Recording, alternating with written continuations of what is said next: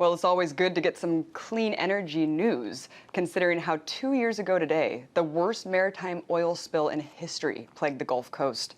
Workers, fishermen, and communities up and down the Gulf were affected when one of BP's rigs exploded and dumped millions of barrels of oil into the ocean.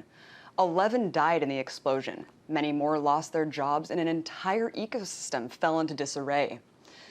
These are the images that filled television screens and enraged environmental activists as well as the scientific community.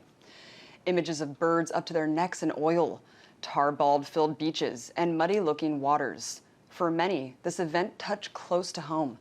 It was a tangible result of human error and the effects that our need for black gold has on the planet. BP's negligence resulted in the most catastrophic environmental disaster in history, yet the U.S. government still awards them with over $2 billion in annual contracts and gets the majority of its oil and gas exports from the corporation.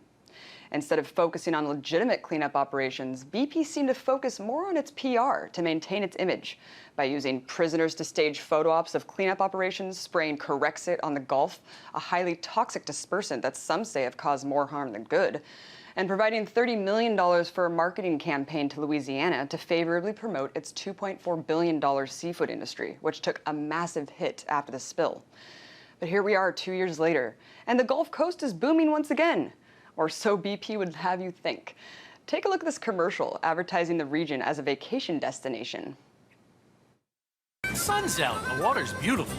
You can go deep sea fishing for amberjack, grouper, and mackerel. Our golf courses are open. Our bed and breakfast have special rates. And migrating waterfowl from all over make this a bird watcher's paradise.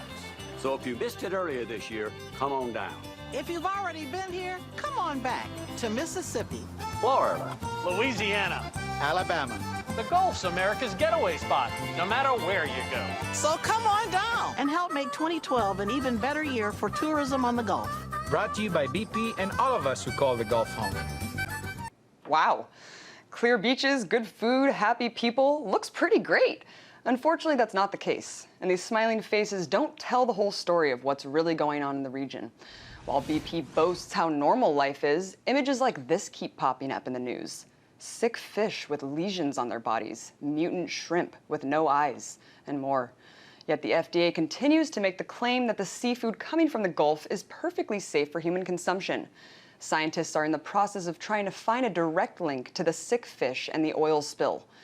But the problem extends beyond fish to deep-water coral, seaweed beds, dolphins, mangroves, and other species of plants and animals.